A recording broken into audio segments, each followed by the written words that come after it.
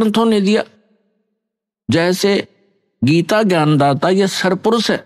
श्रीमद् भगवत गीता अध्याय नंबर 15 के श्लोक नंबर 16 और 17 में 3 पुरुष हैं। पुरुष माने प्रभु, स्वामी, मालिक, ब्रह्म कहो, पुरुष कहो, भगवान कहो, राम कहो, साहिब कहो। ये 3 पुरुष बताए, एक सरपुरुष, एक अक्षर पुरुष। और 15वें अध्याय के गीता के 15वें अध्याय के 17वें श्लोक में सरपुरुष और अक्षर पुरुष से कोई और बताया जो श्रेष्ठ भगवान है, पुरुषोत्तम है। उत्तम पुरुष है तू अन्य परमात्मा इति उदाहरते। जिसको परमात्मा कहा जाता है वास्तव में वो पुरुष तो इन दोनों से, सरपुरुष और अक्षर पुरुष से कोई अन्य है। और वही तीनों लोकों में प्रवेश करके सबका धारण पोषण करता है। ये 3 पुरुष है, 3 प्रभु हैं। सरपुरुष इसको ब्रह्म बोलते हैं, हमारे ऋषि मुनि इसको ब्रह्म कहा करते हैं।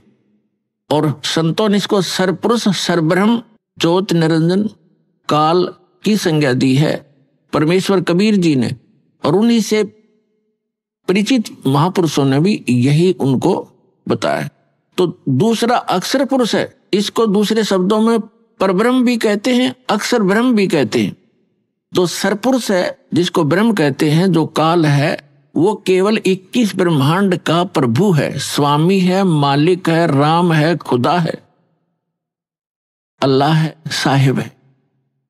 वो कंप्लीट गॉड नहीं है, केवल 21 ब्रह्मांड का स्वामी है। एक ब्रह्मांड के अंदर पृथ्वी लोक, पाताल लोक, स्वर्ग लोक और नीचे के तल, रसातल आदि ये, और ऊपर के जैसे विष्णु जी का लोक, शिव जी का लोक, ब्रह्मा जी का लोक, धर्मराय का लोक, और ऊपर जो ब्रह्मलोक के अंदर डिवीजन है कई, उसमें भी भाग हैं। तो वो सारे मिला के एक ब्रह्मांड में एक ब्रह्मलोक भी है, एक मानसरोवर भी है।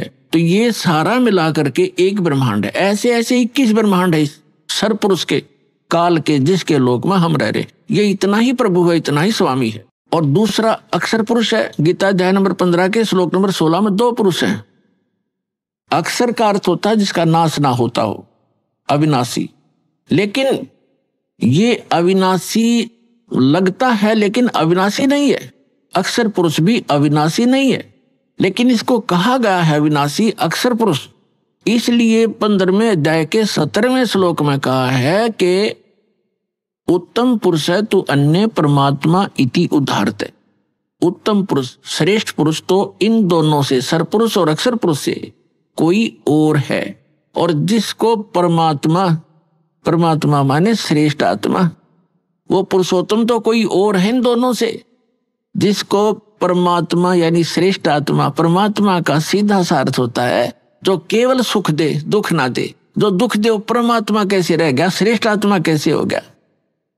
तो हमने डेफिनेशन का भी नहीं पता था आज तक उस गॉड की जिसकी हम पूजा करने जा चले थे और पूजा कर रहे थे। तो हम ऐसे ही धूल अंधेरे में घूम रहे थे, जंगल में भटका रखे थे, हमें कोई रास्ता नहीं था।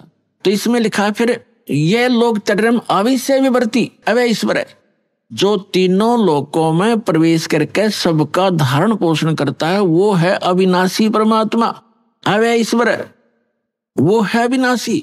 ऊपर वाले को अक्षर पुरुष को भी अक्षर का अर्थ वैसे अविनाशी होता है, लेकिन ये रिजेक्ट कर दिया यहाँ पर कि इन दोनों से अन्य है जो वास्तव में अविनाशी है। अभी सारी डिटेल को समझाएंगे आज के सत्संग में। पहले जो प्रसंग चल रहा था कि वो परमात्मा ही आकर स्वयं ज्ञान देता है, और उसने आकर के हमें बताया कि इससे हटकर कोई और स्थान है जहां आप पहले रहा करते थे, और अपनी गलती के कारण आप बालकपन करके आप यहां आ गए, गंदे लोक में फंस गए।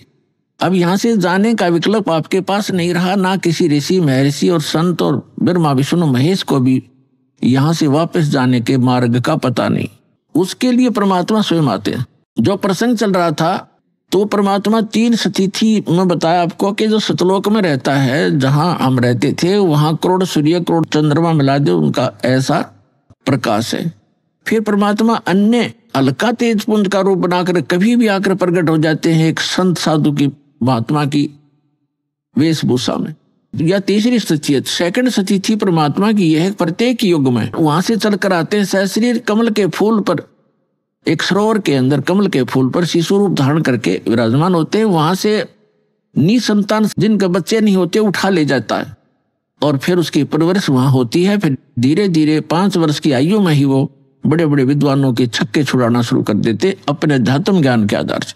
हम फिर आते हैं गीता अध्याय नंबर 15 के श्लोक नंबर 16 और 17 पे, क्योंकि प्रसंग चला है कि एक परमात्मा ने भी आकर बताया और इन सदग्रंथों में वही प्रमाण है कि कोई ऐसा स्थान है जहां जाने के बाद साधक फिर लौटकर संसार में कभी नहीं आते, वह स्थायी स्थान पाते हैं।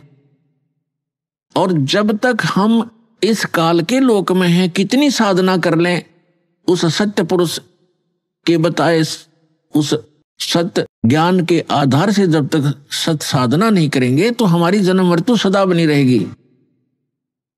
उसके लिए परमात्मा से परिचित संत आदरणीय गरीबदास साहिब जी कहते हैं कि आगे गए ना बावड़े रहते भी सब जाही, बिन साहेब की बंदगी कहीं ठोर ठिकाना नहीं। कहते हैं कि आगे चले गए वो तो वापस आए नहीं आपको कुछ बतावें कि हमारे साथ क्या बना, और जो शेष बचे हैं वो भी चले जाएंगे। यहाँ किसी उस सत्य साधना वो पूर्ण परमात्मा की भक्ति के बिना कहीं ठोर ठिकाना नहीं। जैसे आज आप चाहे प्रधानमंत्री बने हो किसी देश के और मृत्यु होगी, कोई पुण्य किया है उसके आधार से आप स्वर्ग जाओगे इस जीवन में, तो स्वर्ग के अंदर अपनी पूंजी को समाप्त होते ही आपकी ऐसी मृत्यु होगी जैसे यहां हो गई।